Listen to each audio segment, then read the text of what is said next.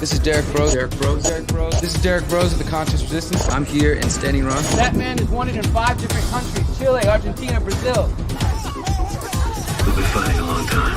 We've all lost so very much. So many loved ones gone. You are not alone. There are pockets of resistance all around the planet. We are at the brink. Above all, stay alive. You have no idea how important you are. If you're listening to this, you are the resistance.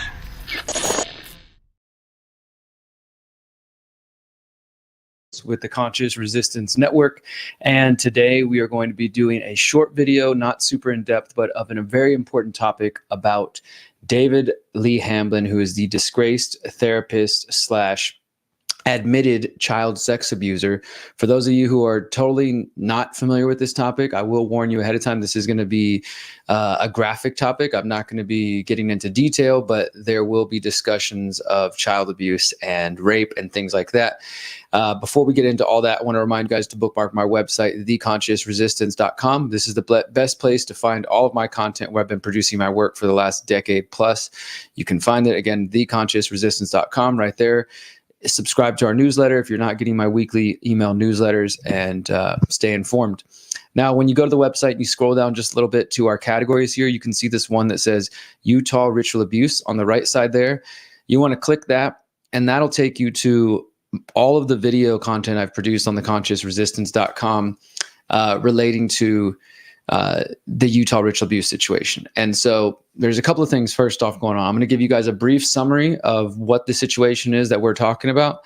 And then I'm going to tell you why I'm doing this video, what the latest news is, because if you saw the video title, or for those who can see the video title, it's called Action Alert. So that this is sort of a red alert, emergency alert. It is 4:30 Central Time right now. It is at least 3:30, maybe 2:30 in Utah right now. That means there's still time to call the Utah Attorney General's office in just a moment and email them. And I hope you guys will do that. I'm going to tell you all about that. But as I said, you can go to theconsciousresistance.com/Utah-abuse, or just look at our categories and you'll find this.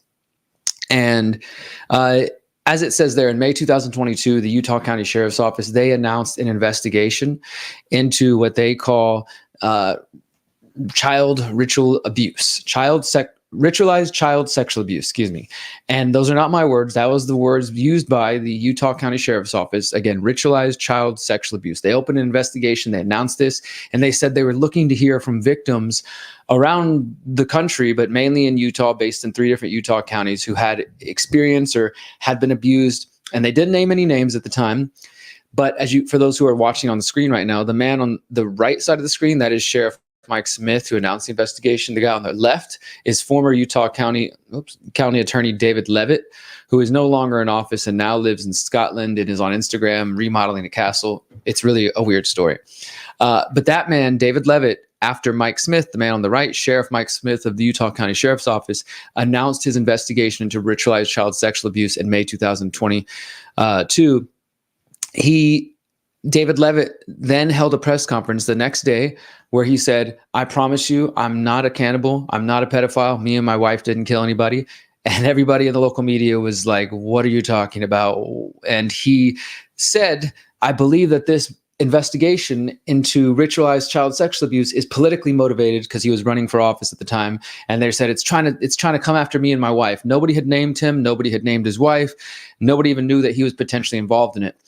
And that opened up this big can of worms, which led to my entire investigation, as you can see here. And I've got dozens and dozens of video reports. You can also go to, let's just show thelastamericanvagabond.com, which is where I write articles. And you can find my article tabs. I've done, as it says here, first, this was a investigation into the ritual abuse scandal. Then people started sending me information about the Mormon Church, because this is in Utah, and the Church of Latter-day Saints, Jesus Christ Saints, is very popular in Utah, the Mormon Church. And that led to people sending me information about the history of the church and the history of abuse. And that led to separate investigations, one titled Justice Delayed, another one titled Kate's Story, when a victim of David Hamblin, who was later arrested in this ritual abuse scandal,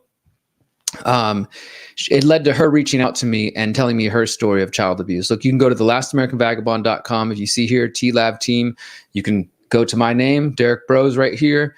And you can see all of my story, my series are here. Utah Ritualized Sexual Abuse Investigation. I think there's 7 parts of that.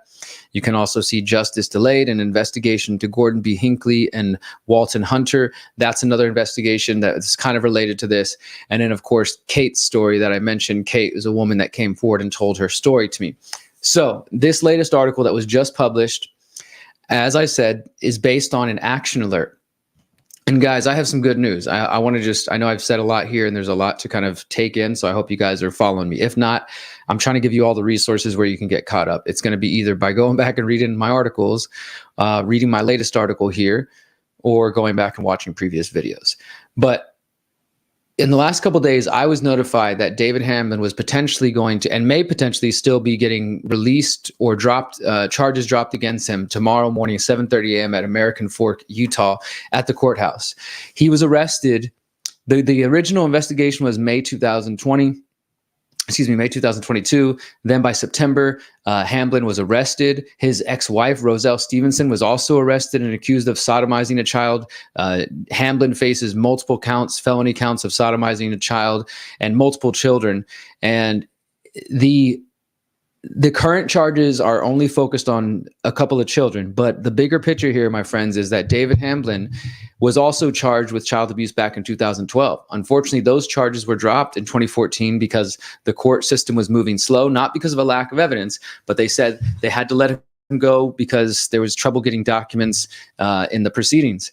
And in that case, the 2012 case, which includes detailed incidents, alleged incidents of abuse from not only his daughters and other victims, I'm talking about hundreds of incidents of abuse of children in some of the most depraved things that you can hear about. And I'm not saying this, there's nothing that gives me joy talking about this. So if you're hearing this and you're like, wow, Derrick, this is weird. Why are you talking about this?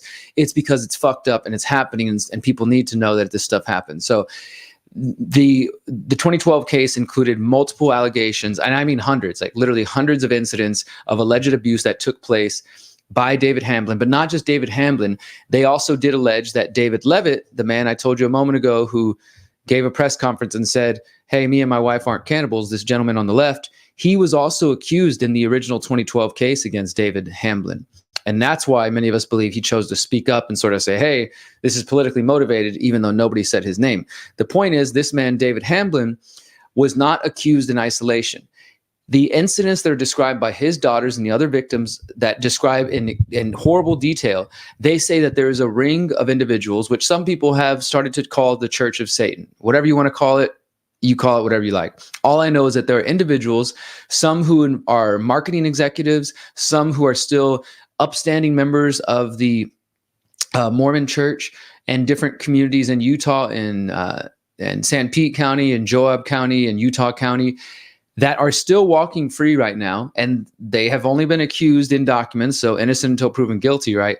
But David Hamblin did not act alone. So he got arrested in 2020 in the fall of 2022. His wife got arrested, shortly after that. But in the 2 years since then, basically nothing has happened. He was granted $100,000 bail last year and allowed to go free. I mean, I say free, but he was on house arrest and he had to wear an ankle monitor. But still, many of the victims that I spoke with were very upset about that. And since the time, the case is just pretty much dragged along and nothing has been done. There has been no discovery process, which, for those who understand legal processes, through discovery, this is how you get all sorts of information.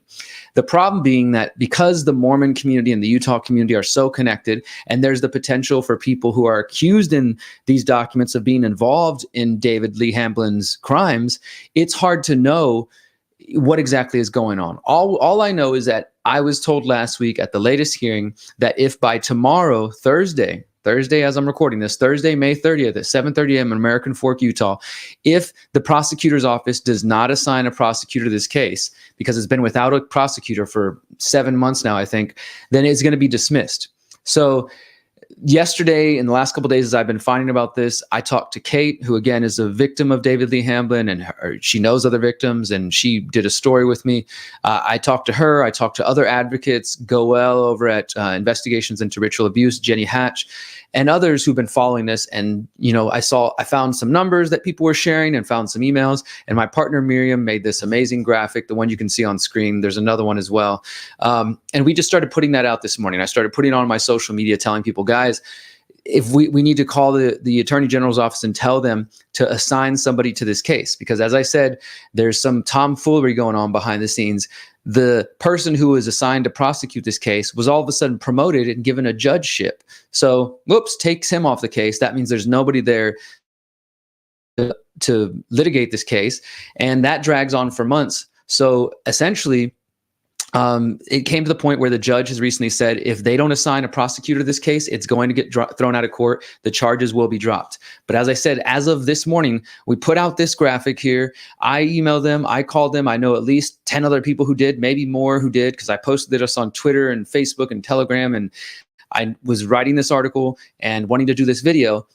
And now that you're caught up, the good news, my friends, is before I could even do this video, before I could even talk to you guys about this, we got word that, guess what? It's been successful. Let me go ahead and show you guys this, that the prosecutor's office has now assigned, the Attorney General's office, has now assigned a prosecutor to the case of David Lee Hamblin. Like, that is amazing.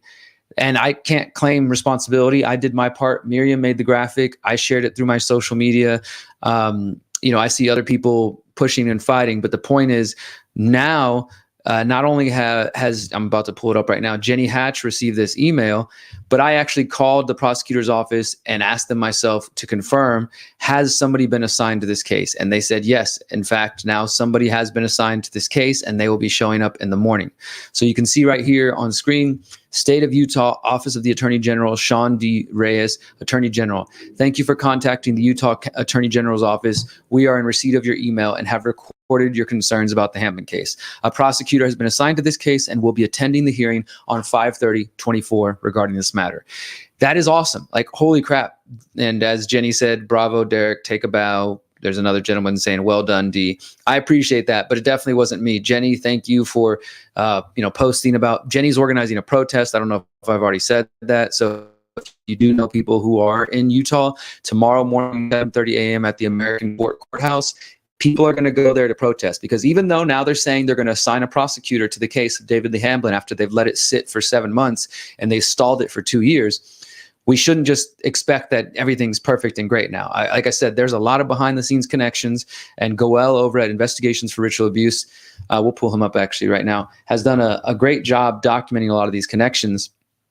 And the point is that there could still be some screwy stuff happen in the coming days. But what we do know is now a prosecutor is assigned to it. This is Goel's Substack, Investigations and Ritual Abuse. You can find it at 1830goel, it's GOEL.substack.com. I'll put a link to that as well.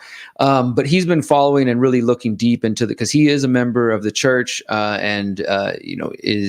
this is not only a journalistic exercise to him, but obviously it's about the victims and the justice and ridding the church of people who are not what they claim to be. And he's shown how the judge is connected to different people who are also people who have been accused in the documents relating to David Hamblin in 2012. So I share all that to say that, yes, let's take a moment to celebrate. I've been celebrating. Kate called me and was just so excited when she got the word, because the Attorney General's office contacted her and let her know that a prosecutor has been assigned. But I want to call on all of you who are listening, guys, please don't give up. Let's keep calling these numbers. I'm going to put them on the screen right now. One of them you can see right there. It's 801. Here, let me take this off. 801-366-0260. So you still have time. Like I said, it's still time in Utah. Here's Jenny right here. Rally at 7:30 a.m. Thank you, Jenny. Jenny is, she says, a faithful Mormon too. Thank you, Jenny. And yeah, she also has a Substack, jennyhatch.substack.com. Go check it out if you want to go attend the protest. The number again is 801-366-0260. And then I'll also share the emails. I want to encourage you, don't be afraid to pick up the phone and just let them know. Literally, all you do is call, press 1, and it'll get you through the office and say, can you please make sure that the prosecutor is assigned to the case against David Hamblin, prosecutes it fully. The victims need justice, something like that. It can be very simple. The emails are uag@agutah.gov.